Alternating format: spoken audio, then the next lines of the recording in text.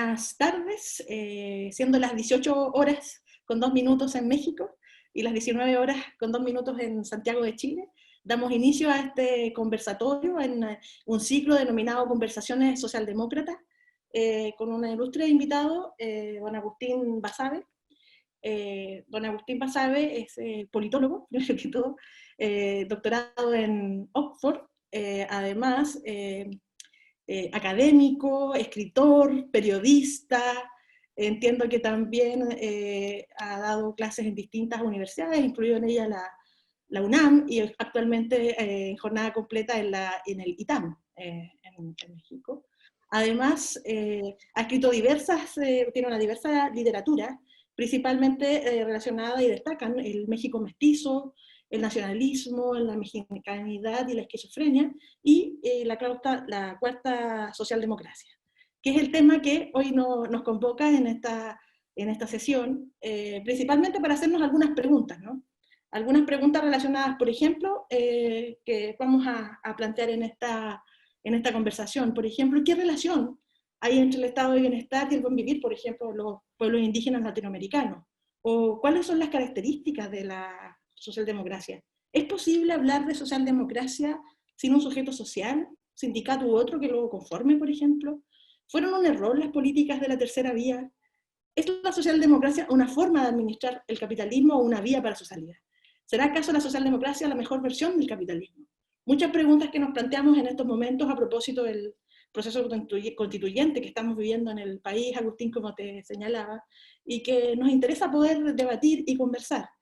También le señalo a la audiencia que esto se está haciendo transmitido por el Facebook Live de la Fundación, y les damos la bienvenida y las gracias a todos los que se han interesado en estos temas. Bueno, y sin más, Agustín, es un honor para nosotros como Fundación poder contar con vuestra presencia, y le cedo la palabra.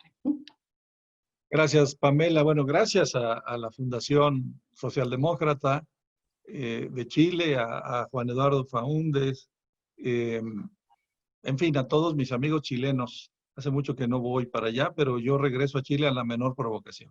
Así es que es cuestión de que hagan algún planteamiento y ahí estaré con mucho gusto. Hablemos primero de la socialdemocracia en términos históricos, situémosla en el contexto de su evolución histórica. La idea socialdemócrata, la idea de realizar una simbiosis de libertad individual y justicia social, una síntesis de socialismo y liberalismo, precede al marxismo. Y eso es algo que pocos saben. Antes de que Marx apareciera en el firmamento intelectual, ya había una idea, o al menos el germen de la idea socialdemócrata. Sin embargo, en su encarnación partidista, es decir, ya cuando toma forma de un partido político y de varios después, es por ahí del tercer tercio, el último tercio del siglo XIX, con el surgimiento del Partido Socialdemócrata Alemán, que es el decano, digamos, de la socialdemocracia partidaria. Cuando nace este Partido Socialdemócrata Alemán, que por sus siglas en alemán es el SPD, tiene tres etapas el propio partido, que es el buque insignia de la socialdemocracia. Después surgieron muchísimos partidos socialdemócratas, bueno, muchísimos, bastantes, en Escandinavia, en toda Europa continental, en Gran Bretaña, el Partido Laborista, en fin, el PSOE de alguna manera en España, el PASOK en Grecia, el Partido Socialista Francés, otros partidos, pero el buque insignia fue por mucho tiempo y sigue siendo en buena medida el Partido Socialdemócrata Alemán, el SPD.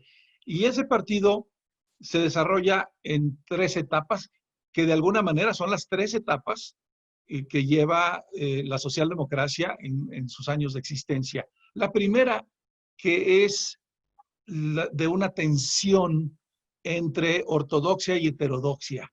Ortodoxia marxista ya, porque ya para entonces Marx está dictándole al Partido Socialdemócrata de su país qué debe hacer y qué no debe hacer, y ejerce una vigilancia muy cercana, muy estrecha, y yo diría o impone su férula en el partido cada vez que hay por ahí quienes se quieren salir del cauce que él propio había fijado.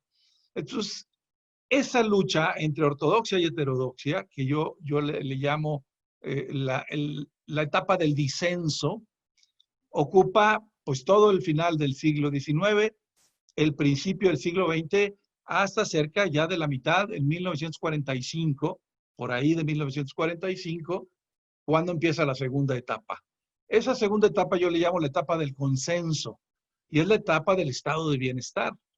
Es la etapa del consenso keynesiano, en donde todos, no solo los partidos socialdemócratas, sino incluso los partidos liberales y conservadores europeos, están de acuerdo en construir y mantener el estado de bienestar.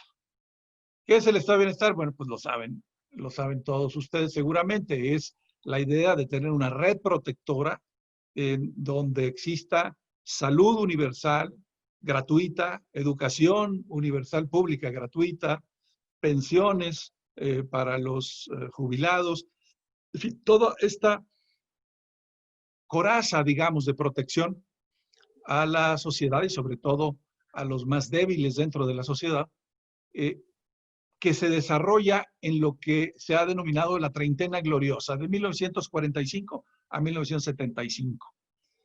Esa es la segunda etapa.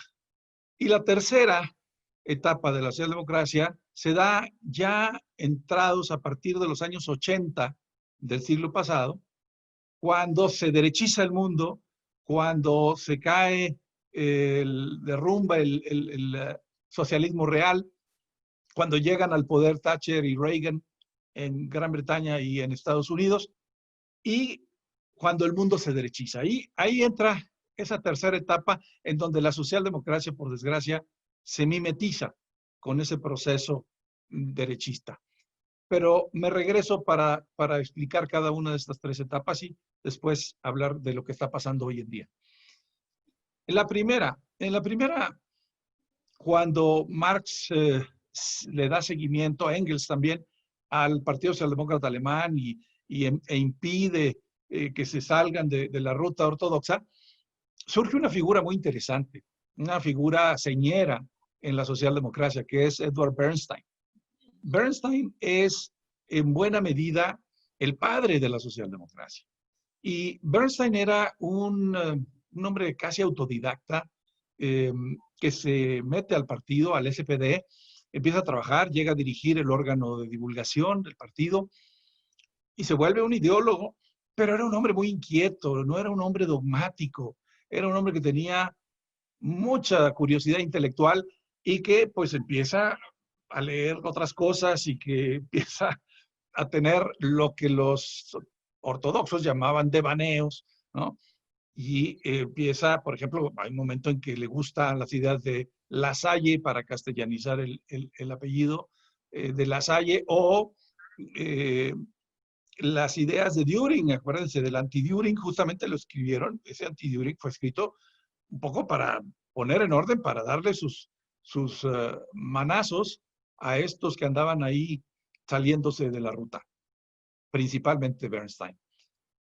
Él, sin embargo, sigue, es tan inquieto que no lo pueden detener, empieza a escribir cosas sacrílegas para la visión marxista, al grado tal que ya muerto Marx, Engels se lo lleva a Londres, a Bernstein, para tenerlo ahí con rienda corta y cuidar que no siga con esos desvaríos para ellos, ¿no? Y lo tienen ahí, digamos, controlado. Bueno, llega a construir una relación tan cercana con el general, así le decían a Engels, que lo nombra Engels a Bernstein su albacea literario, poco antes de morir. Pero no les funciona ese marcaje personal, diríamos los futboleros. No les funciona porque sigue Bernstein siendo muy inquieto y sigue abrevando mucho en las teorías de los liberales, en todos los libros de John Stuart Mill. Ya antes había estado buscando acercarse a Max Weber, a Friedrich Naumann, y se queda, a final de cuentas, como les suele pasar a quienes adoptan posturas centristas, a quienes no se van a los extremos, se queda solo y lo empiezan a golpear de un lado y del otro. Y mientras sus correligionarios, sus colegas y amigos del Partido Socialdemócrata Alemán, como Bebel, como Kautsky, como Luxemburgo, lo empiezan a satanizar y a decir que es un traidor porque dice cosas que Marx y Engels no aceptan, y ahorita les voy a decir qué cosas dice, y lo golpean despiadadamente. Y luego sus admirados intelectuales liberales también lo critican y también lo satanizan porque dicen, no, él no está de acuerdo con el libre mercado como nosotros lo concebimos, ¿no? Y entonces, pues también lo expulsan, Weber y Naumann, por ejemplo, del territorio liberal, y se queda en medio y se queda en una etapa difícil de su vida, cuando escribe su libro, su gran obra, Las precondiciones del socialismo, pues en una situación muy complicada, casi como un paria, que no es aceptado en ninguna parte. ¿Qué decía Bernstein? ¿Cuál es la ruptura con el marxismo en esta visión revisionista? Porque esa fue la palabra, el revisionismo, que se volvió anatema. El revisionismo de Bernstein tenía dos partes fundamentales, dos ideas que iban a la yugular del marxismo. La primera, que decía que no se necesitaba una revolución violenta para llegar al socialismo, que se podía llegar al socialismo por la vía de la democracia, ¿no? Por la vía pacífica y por la vía de las urnas, y que la clave era lograr que se instaurara el sufragio universal. Entonces, ustedes saben, no votaban todas las personas, no votaban todos los ciudadanos, había muchos excluidos, no solamente las mujeres, que es una cosa terrible pensar que el voto a la mujer apenas se dio en el siglo XX, en países avanzados, en países del primer mundo. Es una cosa increíble que tardaran tanto tiempo. Pero bueno, no solo las mujeres, también los obreros, la gente que no tenía educación, había una serie de restricciones que hacían que el voto estuviera concentrado en las élites. Y Bernstein decía, cuando logremos el sufragio universal, vamos a llegar al socialismo, porque la mayoría de la gente es parte del proletariado, porque el proletariado, siendo mayoría, va a imponerse y vamos a llegar al poder y vamos a instaurar el socialismo por la vía pacífica y democrática. No se necesita una revolución. Primer sacrilegio. Marx jamás aceptó eso. Hay una sentencia, un fragmento del 18 Brumario de Marx en donde descalifica por completo esa vía socialdemócrata. Si quieren luego se los leo más al rato, porque lo tengo aquí en mi libro citado. Es muy, muy sintomático, es muy elocuente, como dice Marx, que no hay manera de construir el socialismo, en este caso para Bernstein, la socialdemocracia, sin la violencia que es, ya sabemos, la partera de la historia. Bueno, la segunda idea herética de Bernstein es que el liberalismo y socialismo no están opuestos, no son excluyentes. No solamente dice que no son mutuamente excluyentes, dice el socialismo es el liberalismo organizado. Imagínense nada más. El socialismo es el liberalismo organizado. Y de ahí, de esas dos ideas centrales, digamos, de donde se gana a todos sus enemigos dentro de la izquierda marxista, brotan muchas otras ideas también inaceptables para la ortodoxia, ¿no? Él dice que hay que hacer alianzas con sectores de la pequeña burguesía, él dice que no basta aliarse y tener de tu lado los sindicatos, que es necesario apelar a otros segmentos sociales, etc. El hecho es que estas ideas de Bernstein, que son descalificadas desde el principio por los guardianes del Santo Sepulcro, le llamo yo, poco a poco empiezan a imponerse en la realidad. Bernstein nunca quiere decir, y ese es un problema que él tiene, a mi juicio es un error que él comete, nunca quiere decir que él rompió ya con Marx, que él está tomando una nueva ruta, que es un nuevo camino, que es una nueva ideología. Él dice siempre que está ajustando, que está haciendo un ayornamiento, que está adaptando, modernizando, pero que él es marxista, que él sigue con la tradición, etcétera, cuando todos los marxistas le están escupiendo en la cara.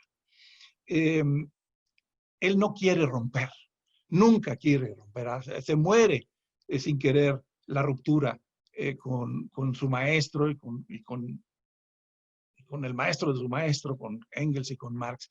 Y pues muere de una manera muy, muy triste, ¿no? Es hasta después de su muerte cuando sus ideas y la idea de una socialdemocracia que sí fuera esa síntesis originaria, eso que se quería desde el principio de hacer una fusión del socialismo y el liberalismo, de la justicia social y las libertades individuales, de la igualdad y la democracia y los derechos humanos. Eso va tomando forma tiempo después, ya en los años 40. Y no olvidemos también esta parte del contexto histórico. En esa época, los años 40, estamos en la etapa posterior, en el momento siguiente a la Gran Depresión de 1929, donde el mundo cayó en una crisis terrible. La crisis financiera, económica de Estados Unidos golpea también al mundo, pero sobre todo está el mundo ya en la Segunda Guerra Mundial. Y la Segunda Guerra Mundial, combinada con la Gran Depresión, pues genera un enorme miedo, un gran temor a las élites capitalistas, ¿no? A los empresarios. Primero, tenían que reconstruir la economía. Segundo, tenían que ganar esa guerra mundial y evitar que esa guerra destruyera también a las empresas. Y tercero, ya había surgido la Unión Soviética, como le llamo yo, el primer país a imagen y semejanza de una ideología, creado como parte de un proyecto teórico. Ya había surgido la Unión Soviética, ya existía el bloque socialista, el socialismo realmente existente, ya estaba ahí, y eso le daba también mucho miedo, el contagio de ese socialismo al mundo atemorizaba a los empresarios, atemorizaba, digamos, al establishment capitalista. Esos tres factores, Gran Depresión, Guerra Mundial y miedo al contagio del socialismo, es lo que hace que los empresarios, los grandes empresarios, el establishment financiero, empresarial del mundo, acepte impuestos muy altos, impuestos altísimos, impuestos muy altos para financiar el estado de bienestar. Esto en Europa lo sabemos, no solamente en los países nórdicos, en la Europa continental llegó a haber impuestos altísimos, impuestos sobre la renta altísimo, del 60, 70%, 75% en algunos casos. Los empresarios no solo no se quejaban, sino que seguían invirtiendo. A pesar, lo digo porque hoy nos suena como una cosa increíble, ¿no? Hoy si a los empresarios se les dice que se les va a subir medio puntito porcentual a la tasa del impuesto sobre la renta, se hace un escándalo, ¿verdad? Un escándalo mundial y protestas y fuga de capitales. Bueno, entonces había enormes impuestos muy altos, aceptados por los empresarios que seguían invirtiendo y que seguían, digamos, empujando el capitalismo porque veían que en ese estado de bienestar que se estaba construyendo, que por cierto se le llamó así justamente por la época de la guerra que se vivía, porque se hablaba del warfare state, el estado guerra, el estado guerrero, del warfare state, y entonces ellos dijeron, no, Nosotros vamos a crear el welfare state, no el warfare state. Y así surgió el nombre. Bueno, entonces todos lo aceptaron y hubo un consenso keynesiano, un consenso socialdemócrata en Europa. Y socialdemócratas, liberales, conservadores, no importaba quién llegara al poder o qué alianzas gobernaran, el estado de bienestar se mantenía y se fortalecía. Y con impuestos muy altos porque se necesitan siempre impuestos altos para mantener un estado de bienestar, con empresarios dispuestos a pagarlos sin ningún problema, porque de alguna manera era la humanización del capitalismo, ¿no? De eso fue acusado Bernstein. Bernstein siempre fue acusado de traidor. Los socialdemócratas todavía, ya entrado el siglo XX, bien entrado el siglo XX, fueron acusados de traidores al marxismo. Porque lo que les decían es, pues si de lo que se trata es de agudizar las contradicciones, pues cómo que tú vas a redistribuir la riqueza y vas a crear estados con menores niveles de desigualdad, con mayor nivel de bienestar. Pues no, pues estás dándole aire, le estás dando oxígeno al capitalismo. El chiste es que el capitalismo se autodestruya. ¿Ah? Entonces, los socialdemócratas, empezando por su fundador, Edward Bernstein, fueron considerados traidores a la fecha. A la fecha, a mí de vez en cuando, por ahí recibo un tuit de algún marxista que me dice, socialdemócrata, eres traidor. Pensar, yo sí quiero aclarar, yo no puedo ser traidor porque yo nunca fui marxista. Yo no llegué a la socialdemocracia por el marxismo.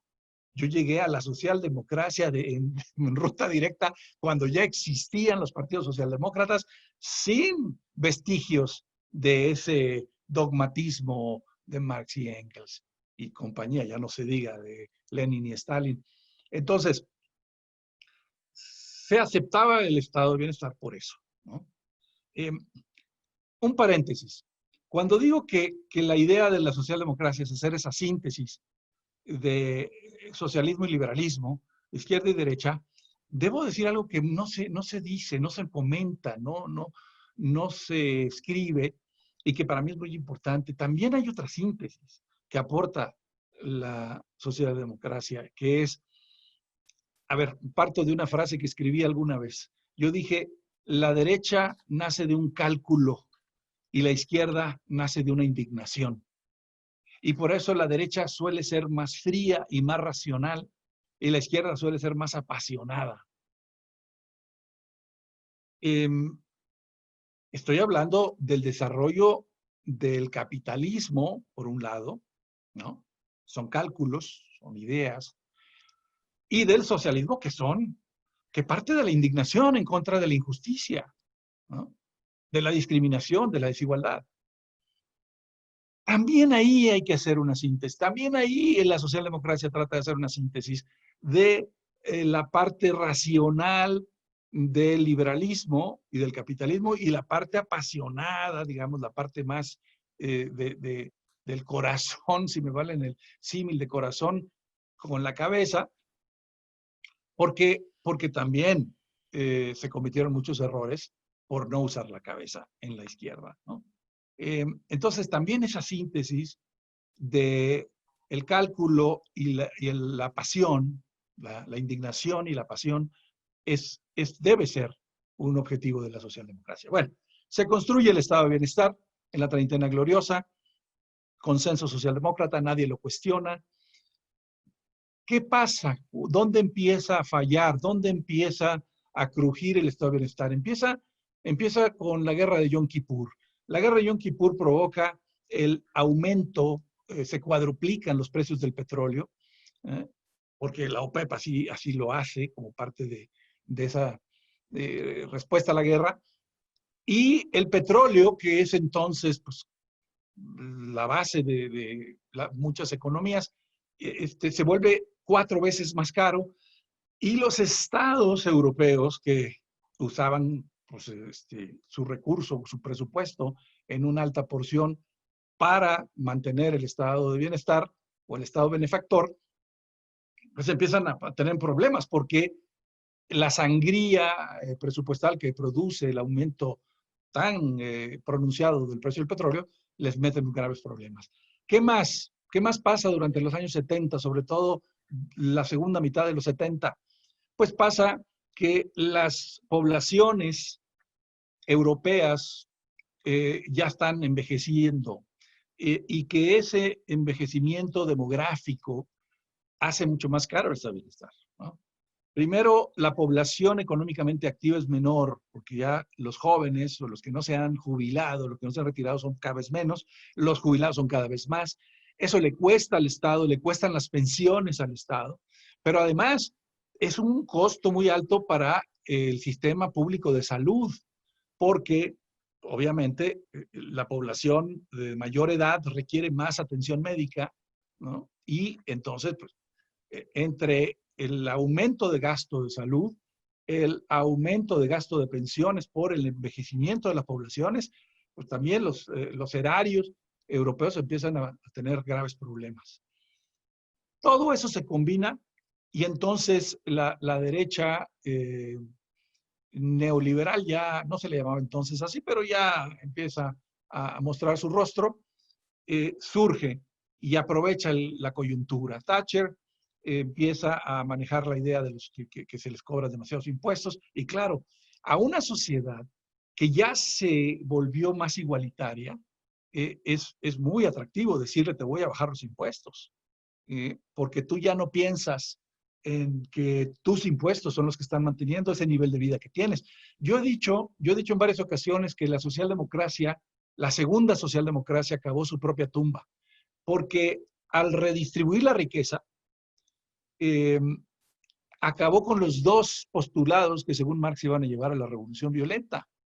Uno, el proletariado es mayoría. Pues no, ya dejó de ser mayoría porque la clase media se volvió mayoría. Y dos, el proletariado no tiene nada que perder más que sus cadenas, decía Marx. Pues ya tenían, ese proletariado europeo tenía más que perder además sus cadenas. Y tenían casa propia los obreros, tenían automóviles, tenían... Es decir, todo esto, por eso digo, la socialdemocracia, al mejorar a la sociedad, escapó su propia tumba, ¿no? Y llegó la derecha y entonces empieza a decir, pues, yo te voy a bajar los impuestos, yo voy a hacer que ese Estado enorme, ineficiente, costoso, deje de serlo, y se viene una luz de votos, incluso voto obrero para Thatcher, ¿no?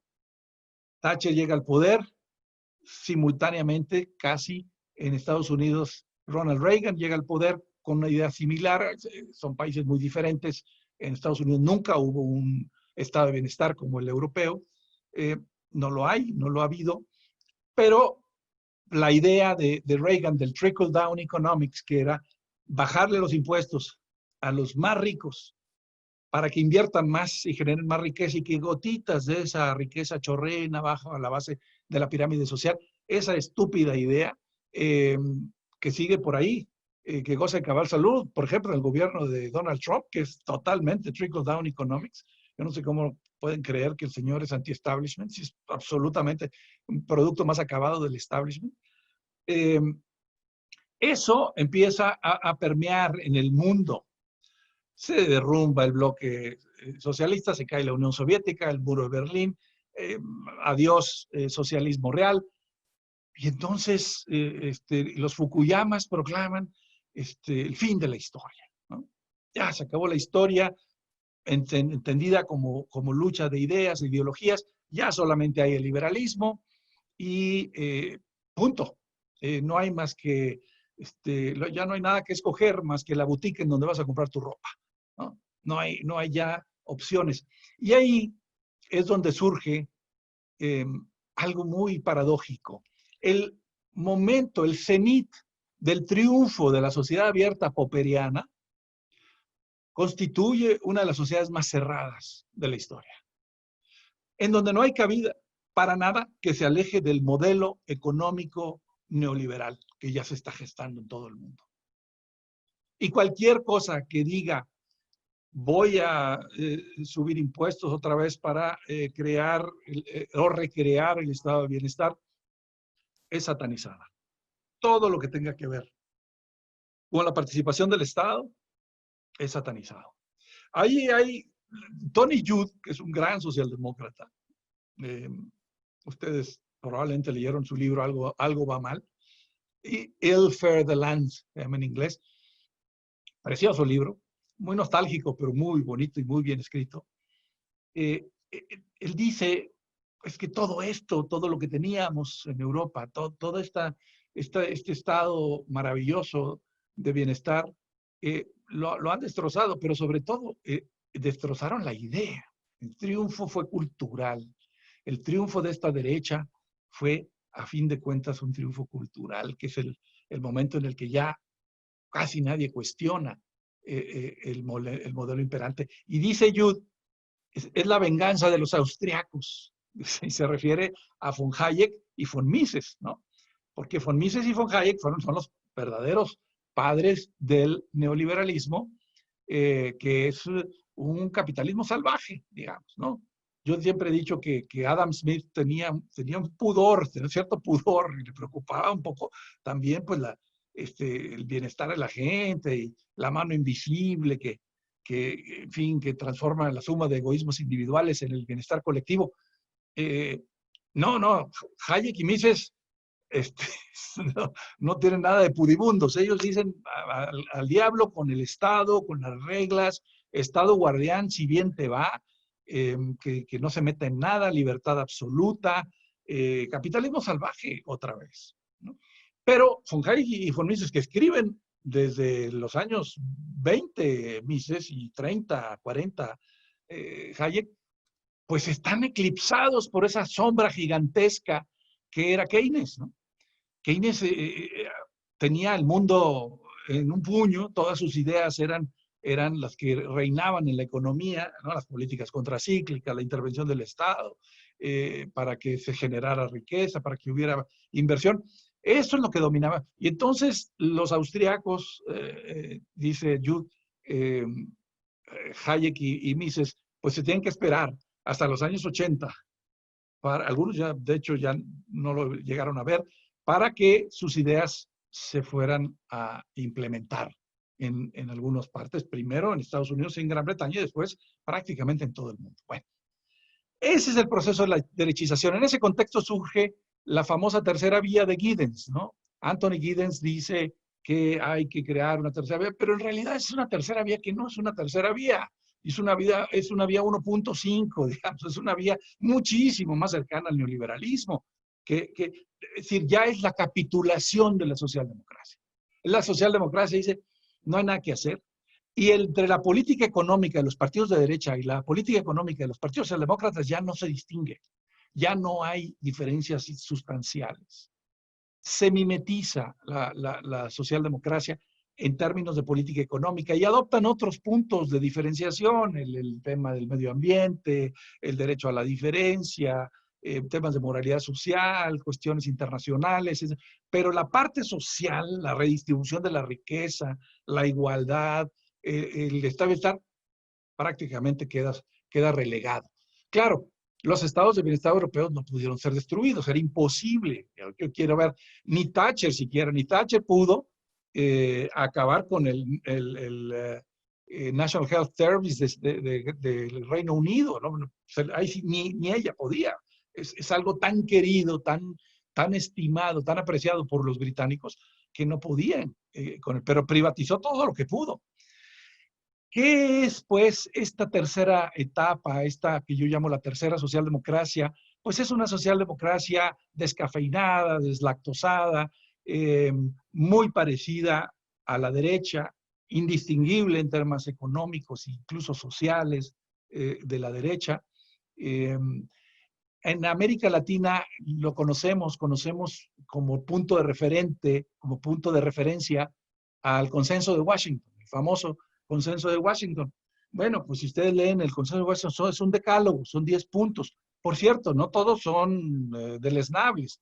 Hay puntos, equilibrio y en las finanzas públicas, sensatez, cuidado, mesura, en el manejo de la política fiscal. Es decir, hay cosas sensatas dentro del Consenso de Washington, pero hay 3 o 4 puntos pues que son los que les dan la puntilla a los países latinoamericanos. La privatización a ultranza, la desregulación que por cierto lleva a la crisis de 2008.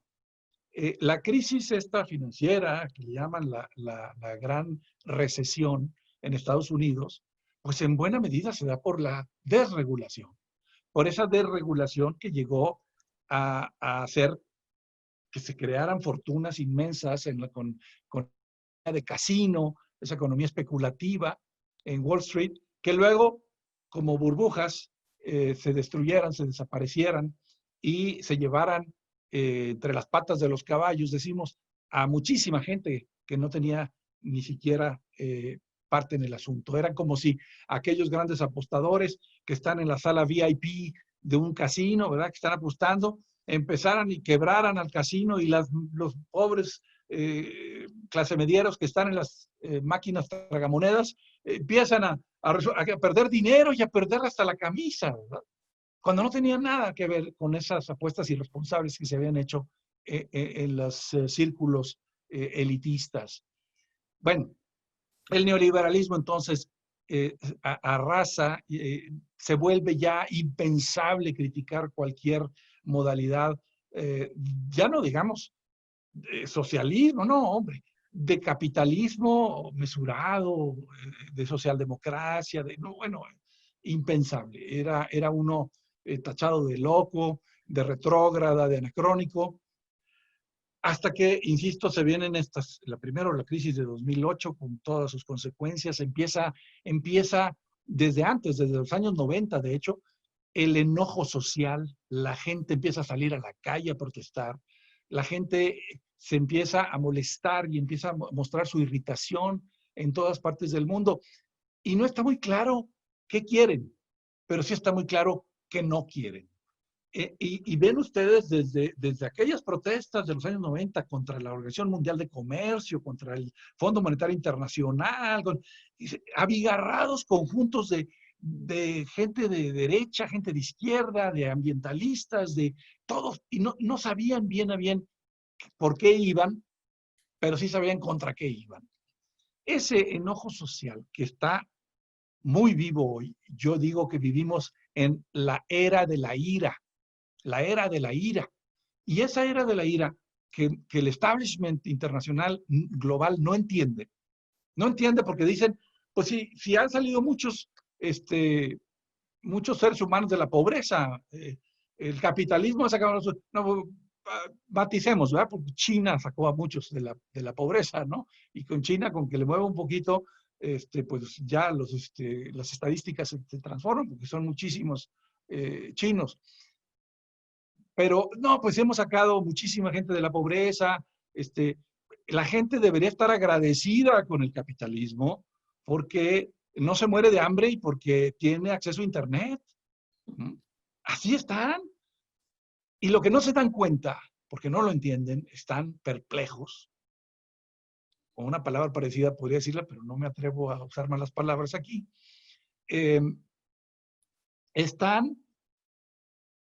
Son incapaces de entender qué está pasando. Y lo que no entienden es que si bien sí hay una mejoría en el nivel de vida, también hay una elevación de las expectativas y de las demandas sociales. La gente ya no se conforma con poco. La gente ve qué está pasando y ve que hay personas que tienen acceso a cosas que ellos jamás van a tener acceso y ve las injusticias y las desigualdades tan enormes. Porque eso sí, la desigualdad, la pobreza podrá haber disminuido y habrá que revisar las estadísticas, pero la desigualdad ha aumentado tremendamente. Y hay una combinación que yo digo que es una mezcla explosiva. Es la mezcla de que los muchos que tienen poco y deciden poco, saben lo suficiente para exigir cambios a los pocos que tienen mucho y deciden mucho. Esa mezcla entre la democratización del conocimiento que trae el Internet, la democratización de la información y del conocimiento, con la concentración de la riqueza, es decir, se redistribuye el conocimiento y se concentra la riqueza. Esa mezcla es explosiva. Y esa es la que está generando todas estas turbulencias sociales en el mundo, ¿no? Desde los indignados en España, el Occupy Wall Street en Estados Unidos y muchísimos más en Chile, todas estas protestas que ha habido de los estudiantes, en México el Yo Soy 132, en Brasil, en muchísimas partes. La gente está enojada, la gente quiere cambios, es la era de la ira y sí hay mucho enojo. Y ese establishment mundial, ese statu quo que está ahí observando desde la perplejidad, no sabe qué hacer y no entiende. No entiende por qué se enojan si ya tienen que comer y tienen internet, ¿no? Ahí tenemos, esa es la situación en la que estamos hoy. Y en esa situación en donde ya había suficientes razones para que la marea, la resaca, volviera a llevarnos hacia la izquierda, hacia la socialdemocracia, ¿no? Esa izquierda, ese centro izquierda, digamos, ¿no? Ya había bastantes razones cuando nos cae encima la pandemia del coronavirus. Y bueno, pues, ¿qué es lo que le dice al mundo? ¿Qué nos dice la pandemia? Nos dice, estamos con sistemas de bienestar, estado de bienestar desmantelado en muchas partes, en otras inexistente, pero particularmente sistemas públicos de salud anémicos, anoréxicos, ¿no?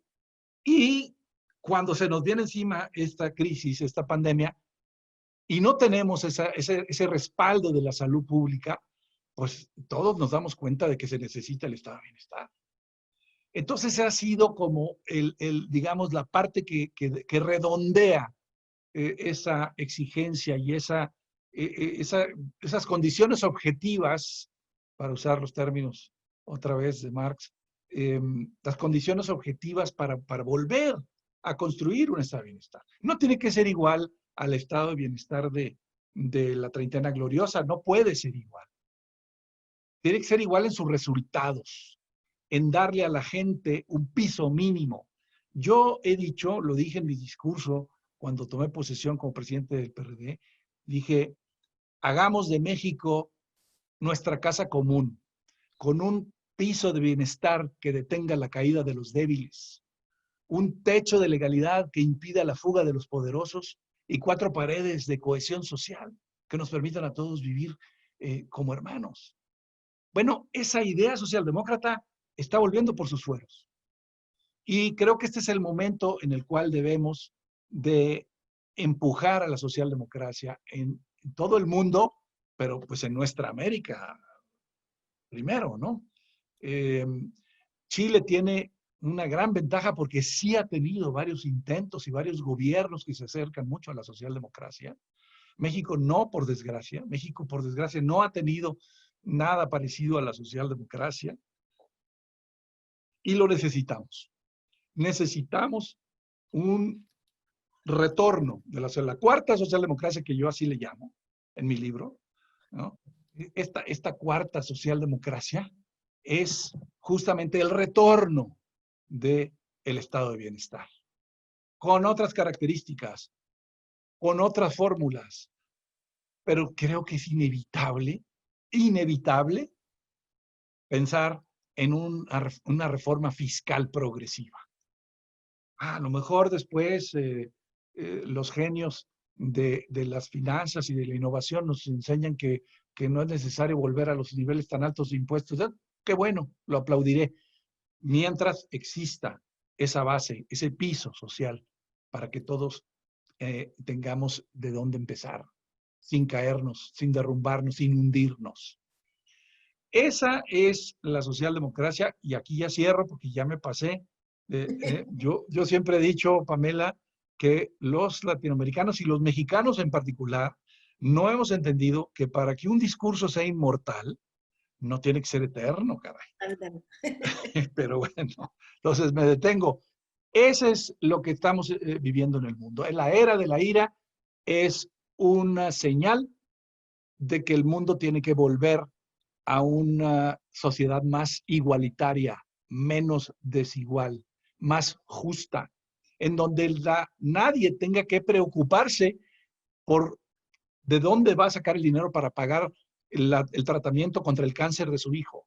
Nadie tenga que preocuparse de cómo va a lograr sobrevivir su hija diabética, sin insulina y sin tratamiento? ¿O quién no va a poder tener acceso al tratamiento renal, a la hemodiálisis, porque no tienen dinero y porque no pueden pagar un hospital privado? Nadie debería de preocuparse por eso. Eso debe ser tarea del Estado y de la sociedad políticamente organizada, que es la mejor definición del Estado que yo conozco. Ahí la dejo y listo para sus preguntas. Además, acuérdense una cosa nada más, Pamela, porque todos dicen, es que es muy difícil. La política, antes que el arte de lo posible, es la magia de hacer posible lo imposible. Gracias. Interesante reflexión. Bueno, oyendo los aplausos virtuales, muy interesante síntesis histórica que haces, Agustín. Y rápidamente voy a aprovechar mi rol de moderadora, porque ya tenemos varias preguntas en línea, pero quiero de inmediato preguntarte, ¿cuáles crees tú que deberían ser las características de esta cuarta socialdemocracia? ¿Ah? Retomar nuestra trayectoria histórica, la trayectoria histórica de los socialdemócratas, o cuáles son los problemas que deba enfrentar. Porque obviamente tenemos problemas hoy día relacionados, por ejemplo, con el medio ambiente, ¿no? El cambio climático. ¿Cómo se presenta en ese espacio la socialdemocracia, siendo que ya hay alternativas como los verdes, etcétera, que plantean Para mí, la cuarta socialdemocracia debe atacar dos grandes vertientes, la política y la económica. En la política también tiene que meterse. Tenemos que hacer que funcionen los mecanismos de la democracia representativa. Están en crisis. La democracia representativa está en crisis en todo el mundo. Es parte de estos estallidos y turbulencias sociales que vemos por todos lados. Es que se asolvó los cauces de participación democrática y entonces se inundan las calles, salen por las atarjeas, por las alcantarillas, el agua y se inundan las calles. Entonces hay que trabajar también para mejorar los mecanismos de representación y aumentar los mecanismos de participación, lograr una democracia representativa y participativa que realmente funcione.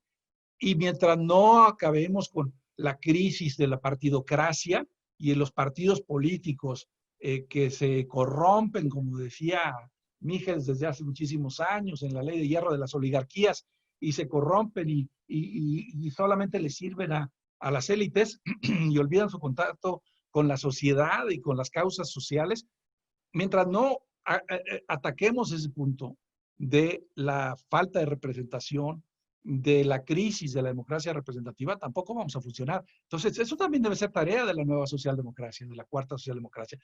Trabajar en mejorar, en pulir, en perfeccionar nuestro sistema democrático. Y luego la parte económica, que es digamos, en la que todos piensan, pues tenemos que recrear ese estado de bienestar. Sin que haya a ver, ¿cuál es la diferencia entre un populista de izquierda y un socialdemócrata? Un populista de izquierda llega y dice, por decreto se van a hacer así las cosas, cambia las reglas a mediados del camino,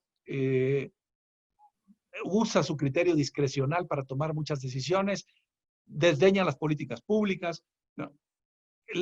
Un socialdemócrata dice, hay que hacer para empezar una reforma fiscal. Y si tienes capital político, úsalo para hacer una reforma fiscal progresiva.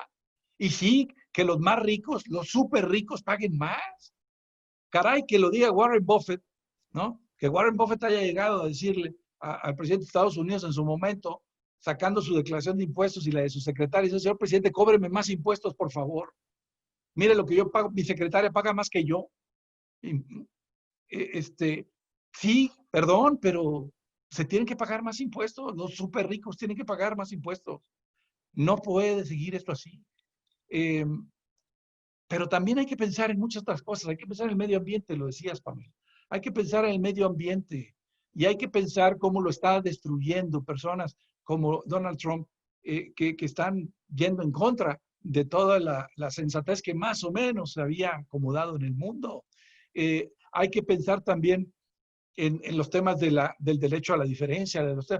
Es que cuando hablamos de desigualdad, y yo digo que la desigualdad es el cáncer del siglo XXI, hablamos de muchas desigualdades. No solamente la desigualdad socioeconómica, ¿no?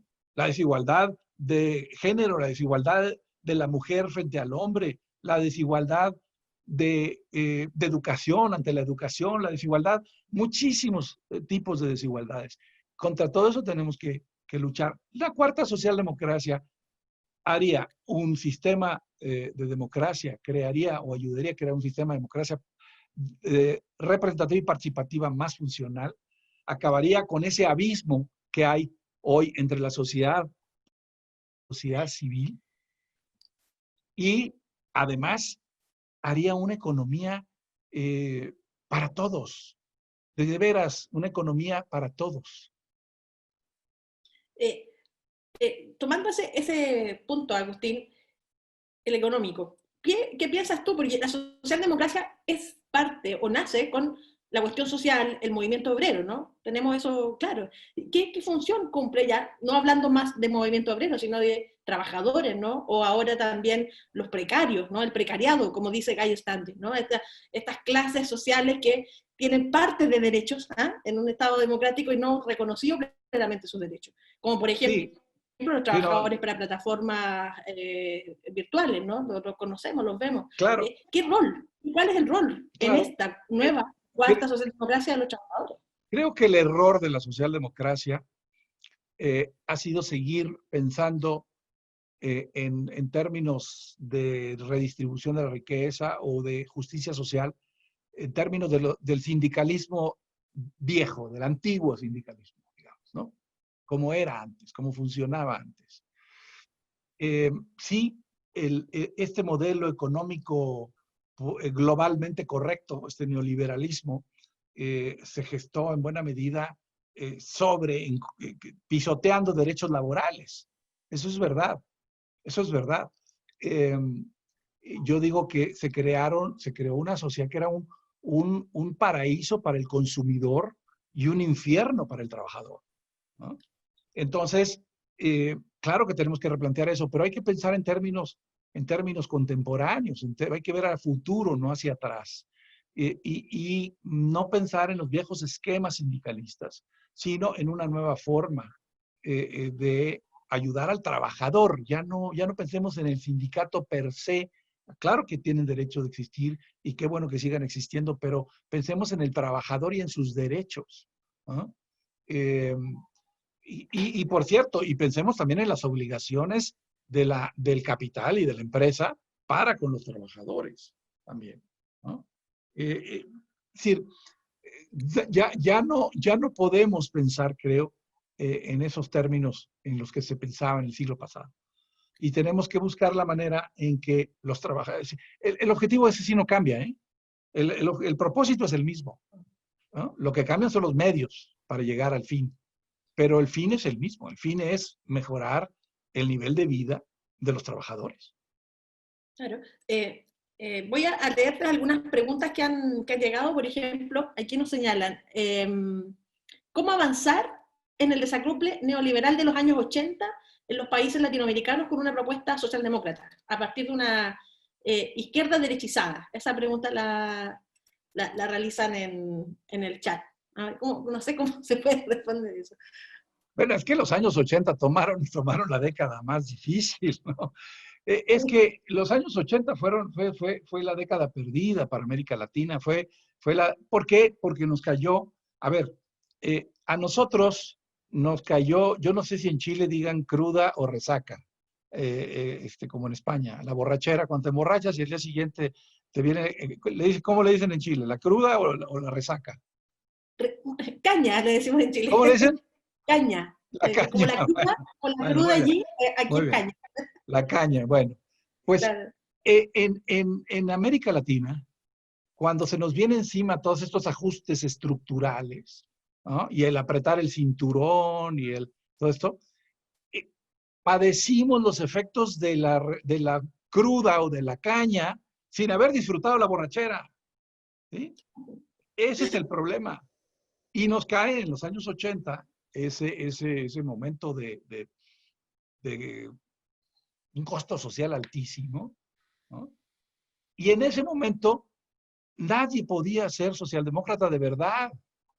Eran socialdemócratas disfrazados o eran neoliberales disfrazados de socialdemócratas. Estoy generalizando, por supuesto, que siempre hubo gente auténticamente socialdemócrata.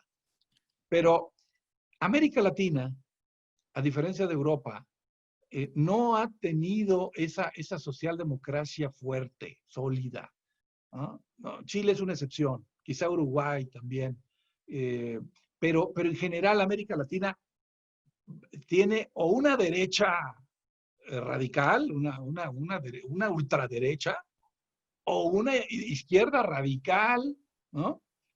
En su momento guerrillera, después populista, y entre un extremo y otro no ha florecido esa socialdemocracia en América Latina, bueno, insisto, hay excepciones como Chile y Uruguay, pero en general, en América Latina no la hemos visto todavía esa añoranza por la vieja izquierda, ¿no? Esa añoranza, pues en algunos casos hasta stalinista, ¿no?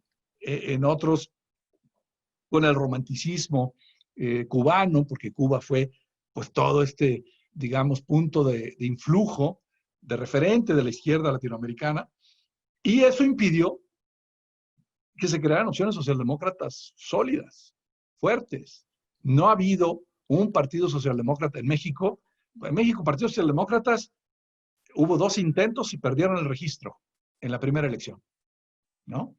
En América Latina, pues se podrá decir que hay gobiernos que han sido, decía, pues en Chile, pues Lagos y quizá Bachelet, no lo sé, en Uruguay con el Frente Amplio, pero párale de contar, el resto de nuestra América en los años 80 fue arrasada por la ola neoliberal, ¿no? No, claro, Hasta completamente. finales, Sí. ¿perdón? No, sí, claramente. No, no que hasta finales de los 80, hasta ya entrados los 90, fue cuando empezamos a decir muchos pues que esas políticas económicas a las que se les habían otorgado el beneficio de la duda, ahora estaban ante la duda del beneficio, ¿no? Pero fue muy tarde, ¿no? No, claramente. Tenemos varias preguntas, han estado muy activos. Bueno, yo creo que aquí hay una que ya más o menos respondiste, ¿no? Que es cuáles han sido las mayores expresiones de la socialdemocracia en América Latina, que es de Carlos Millán. Creo que más o menos yo pienso, Uruguay también, Argentina en algún momento también Brasil, aplicó. un poco con Sí, Lula, pero sí, realmente la socialdemocracia ha sido una idea europea, sí, claro. por desgracia, ¿no? No ha llegado aquí. Es que la socialdemocracia tiene algo de anticlimática. Eso es lo que decía hace un momento cuando hablaba de que esa frase que escribí, que a mí me gusta mucho, pues si yo la escribí, ¿cómo no me va a gustar? De que la izquierda nace de una indignación y la derecha nace de un cálculo. Y por eso la izquierda es más apasionada y la derecha es más fría y racional. La dosis de racionalidad que le pone la socialdemocracia a la izquierda, a veces la vuelve anticlimática. Y a veces ese discurso deja de ser atractivo para las mayorías. Esa es una triste realidad, ¿no? Y más en países como los nuestros, en donde la pobreza es tan grande, tan profunda, tan dolorosa, y la desigualdad abismal, ¿no? Bueno, yo pienso en la izquierda del sueño y la izquierda de la realidad, ¿no? Esas izquierdas, Sí. claro, porque Es una buena claro, frase. Sí, porque hay una izquierda más soñadora, ¿no? Y creo sí, que es necesaria para la izquierda realista, ¿no? La izquierda de la posibilidad. O es la correcto, izquierda que hace posible ese sueño. Yo pienso así es también correcto. en la socialdemocracia, por lo tanto, eso quería plantearte lo de cómo conversamos desde la socialdemocracia con los populismos de izquierda, porque hay confluencia. Bueno, lo que vemos en España hoy día hay un cogobierno allí de el PSOE con Podemos, siendo Podemos siempre tildado populismo de izquierda, aunque realmente su líder, Pablo Iglesias, en sus campañas siempre se ha denominado como socialdemócrata, ¿no? O ha Yo tratado quiero, de a esa área, digamos. Entonces, ¿cómo dialogamos ahí también? Porque está ese conflicto, ¿no? O está esa síntesis que hay que hacer. Yo quiero que sepas, Pamela, que Pablo Iglesias hizo una reseña de mi libro de la Cuarta Socialdemocracia, cuando se publicó, muy elogiosa, aunque aclara diciendo, yo tengo diferencias con Agustín, Agustín es socialdemócrata, y yo soy, entonces dijo, yo soy marxista. Pero se puede dialogar, claro que se puede dialogar. Y si hay apertura y si hay un talante democrático real, se puede dialogar. Habemos, bueno, no, perdón, el verbo haber no se conjuga así, hay muchos en México, me incluyo, que queremos o quisimos o intentamos dialogar con el presidente López Obrador para decirle, aquí están las ideas socialdemócratas, aproveche su capital político para hacer una reforma fiscal progresiva de entrada, no para cerrar, cancelar proyectos de aeropuertos o para, en fin, pelearse con las empresas energéticas o tratar de revivir el petróleo como palanca de desarrollo, sino con una base estructural de una reforma fiscal progresiva que le dé de veras capacidad al erario para hacer cosas. En fin, se puede. En México no se ha podido, en México ese diálogo pues no se ha podido dar. Por razones que sean, no me voy a meter en eso para no aburrir a mis amigos chilenos, pero no se ha podido dar. Pero en España se está dando. Y eso es un buen ejemplo. Esa coalición del PSOE con Podemos es muy interesante. Muy interesante, se puede hacer. Sí, pero quizás sea por el régimen parlamentario que Bueno. nuestro latinoamericanismo no es algo muy común, digamos. Bueno, no me toques ese son porque me das cuerda y yo me pongo a hablar de parlamentarismo. Yo soy parlamentarista. Yo creo que América Latina necesita moverse de los regímenes presidenciales a los regímenes parlamentarios. Yo creo que necesitamos parlamentarizar a nuestros sistemas, pero bueno, esa es otra historia. Puede ser un tipo de otra conversación. Otro conversatorio. Voy a seguir con algunas consultas que me han realizado a través de esto. Fernando Pérez dice, ¿sabe el profesor Basabe por qué en algún momento la socialdemocracia se percibió como subsumida, absorbida por partidos de izquierda de América Latina? Un ejemplo cercano es nuestro partido, que hacia la década del 90 recibió un grupo muy importante de militantes del Partido Socialdemócrata chileno. No sé de qué partido se refiere, si Fernando Pérez, si lo puede aclarar.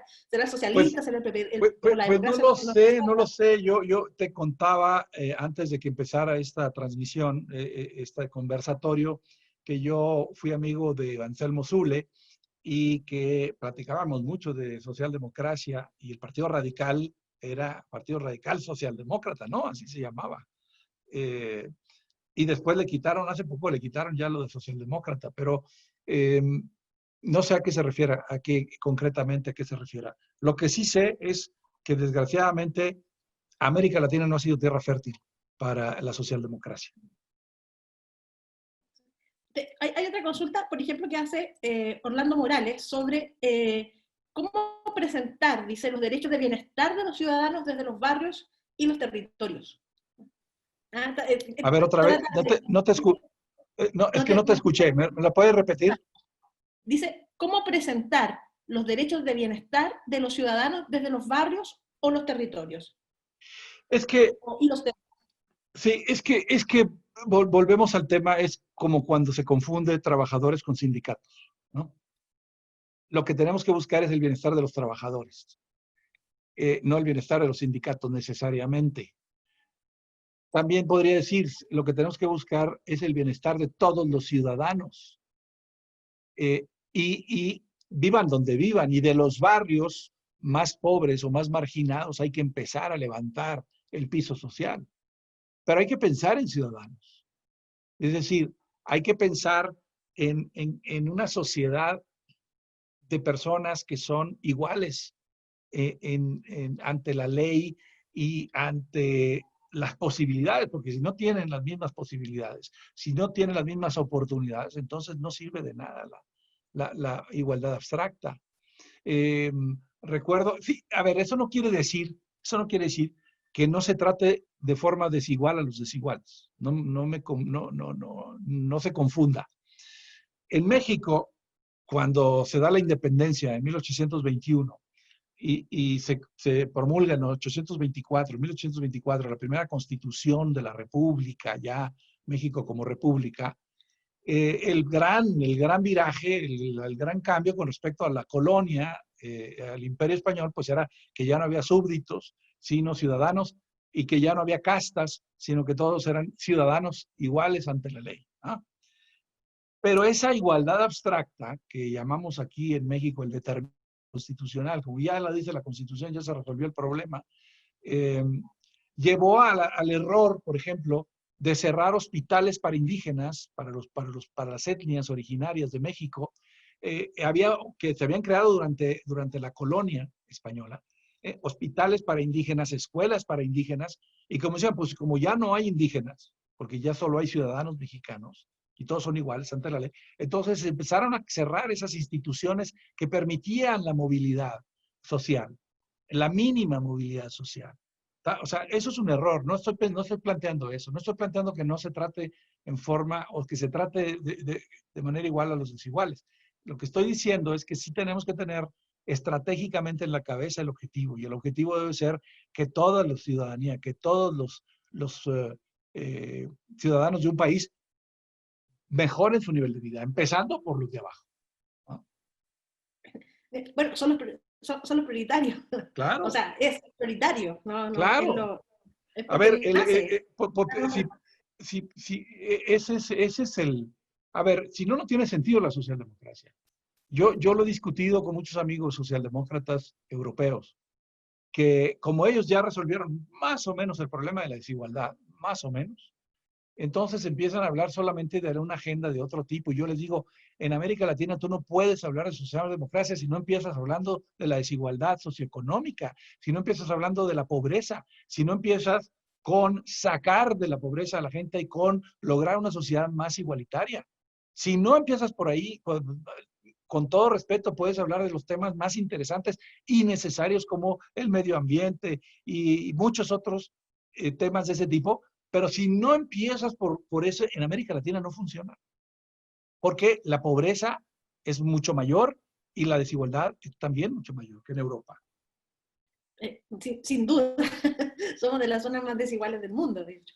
Y Chile, qué decir, ¿no? Con las políticas neoliberales implementadas. Mira, tenemos muchísimas preguntas. El punto es que ya el tiempo se nos está acabando y por lo tanto voy a realizar la última y vamos a ir ya cerrando el ¿De acuerdo? Aquí Claudio Regada dice, el control social de los poderes del Estado, ¿cómo se articula con los partidos políticos, los trabajadores y las élites económicas que tienden a cooptar el poder político? Ahí hay una pregunta es que esa es la pregunta, esa es la gran pregunta. O sea, a ver, por eso decía yo cuando me decías en qué consiste la cuarta socialdemocracia. Te decía, no es solamente la reforma económica o fiscal, es también la reforma política, es también la creación de un sistema democrático que sí represente a la gente y que los partidos y los políticos que representan a la sociedad no sean cooptados por las élites, ¿no? Y dejen de representar a las mayorías que los eligieron. Ese es el punto. O sea, todo lo demás va a fracasar si no logramos eso. Por eso te decía, y eso casi suena muy extraño que un socialdemócrata diga, empecemos por cambiar la democracia, empecemos por mejorar el sistema democrático, porque todo el mundo te habla nada más de la economía y de la sociedad y los programas, la política social. No, es que si no vamos primero al meollo del asunto, que es político y que es la crisis de la democracia representativa, ¿no? Esas élites políticas que están cooptadas, controladas por las élites empresariales, el gran capital, nada se va a resolver, porque a fin de cuentas no va a pasar la reforma fiscal y no va a pasar ningún cambio que quieras hacer. ¿Ah? Entonces, por ahí hay que empezar. Yo propongo en el libro de la Cuarta Socialdemocracia una cosa muy extraña, muy rara, pero crear un cuarto poder ciudadano que que revise las decisiones de los otros poderes, las más importantes, y que sirva de contrapeso. Eso tiene que ser ciudadano apartidista, de rotación. Incluso yo no me cierro a revisar una idea, así como en la Grecia clásica, como en la Atenas de Pericles, ¿ah? En donde se rifaban, se sorteaban las posiciones entre la ciudadanía para tomar, porque eran posiciones por un tiempo. Y evitas así la creación de aparatos burocráticos, ¿no? De esa ley de hierro de las oligarquías de la que hablaba Michels, que la que mencioné hace rato, ¿no? De élites que se desvinculan de la base y se van hacia arriba. Pues un cuarto poder que sea ciudadano y que pueda revisar esas otras decisiones de los demás. Hay que buscar, hay que ser, mira, tenemos que lanzar una auténtica cruzada por la creatividad. Lo que nos va a sacar del marasmo es la imaginación y la creatividad. Y hay que buscar sin tener tabúes de por medio, sin decir es que esto es intocable, es que esto no se puede cuestionar. Vamos a discutir cambios a nuestro sistema democrático para evitar justamente eso. Eso no ocurría en la treintena gloriosa. Los representantes representaban a sus bases sociales. Y el gran capital no los podía comprar. ¿Por qué? Bueno, pues vamos revisando eso y vamos viendo cómo podemos crear los mecanismos institucionales para que se pueda hacer una democracia verdaderamente representativa y participativa. Y sí, es que ese es el origen del problema. No, claro. Bueno, si eventualmente los ciudadanos pueden ser jurados en la justicia, ¿no? Pueden, un jurado sorteado, ¿no? Así es decir, hay varios sistemas que usan para la justicia. Bueno, ¿por qué no se puede hacer eso también para la administración, ¿no? O sea, si ya hay prácticas de justicia ciudadana, ¿por qué no llevarlo al otro lado? Para ciertos órganos colegiados, yo no digo que para todo, para ciertos órganos colegiados que van a tener que revisar ciertas cosas. No, yo no estoy diciendo que se sortee quién va a ser juez, no jurado, juez, por ejemplo, ¿no? Quién va a ser magistrado, ministro de la Corte Suprema, no. Pero sí, es un órgano colegiado de control, claro, ¿por qué no? Bueno, sí, totalmente de acuerdo. Mira, siendo las 20:14 en Santiago y las 19:14 vamos a ir cerrando este conversatorio sin antes agradecer de todo corazón a Agustín por haber tenido esta gentileza y amabilidad de hablarle a los socialdemócratas chilenos, a los que al menos así se identifican, y darle las gracias también a la audiencia, señalarles que esto fue transmitido por Facebook Live, y bueno, estamos en este ciclo de conversatorios respecto de la realidad nacional, respecto de nuestro proceso constituyente, porque como te comentaba Agustín, estamos en un proceso histórico en el cual por primera vez nuestro país va a poder tener una carta fundamental completamente democrática. Eso es una cuestión inédita en Chile y que también nos va a permitir a la gente, a las personas que tratamos de pensar un poco los países a través también de estas formas de organización, ¿no? Porque también la socialdemocracia pareciera ser una forma de organización, el paso del Estado liberal al Estado social. Nosotros recién estamos en eso. Y creo que ha sido muy interesante y espero también para los que nos están viendo haya sido de esa manera. Te doy nuevamente las gracias, Agustín. No sé si quieres decir algunas palabras. Al contrario, les agradezco a ustedes, a la Fundación Socialdemócrata, que me hayan invitado. Es siempre importante, interesante, enriquecedor para mí discutir estos temas. Creo que es el momento de la socialdemocracia. Creo que es el momento de una nueva socialdemocracia en el mundo. Que la circunstancia, la era de la ira, esta coyuntura histórica que estamos viviendo nos debe llevar otra vez a recrear alguna nueva forma de socialdemocracia. Y es que es por eso muy importante hablar de estos temas. Dicho sea de paso, me han preguntado varios amigos mexicanos y amigas mexicanas que si se va a grabar, que si va a existir la grabación, bueno, si se grabó, Sí. Y si va a existir la grabación de esto y dónde la pueden consultar. Supongo que en YouTube. Claro, sí, la página de YouTube de la Fundación va a estar colgado este conversatorio, así como otros que estamos haciendo al respecto, y por Facebook también. Va a De quedar acuerdo. colgado en la página de Facebook de la Fundación. Bueno, sin más, muchas gracias Muy y bien. me despido y despido a nuestra audiencia Gracias. y nos vemos en otro conversatorio.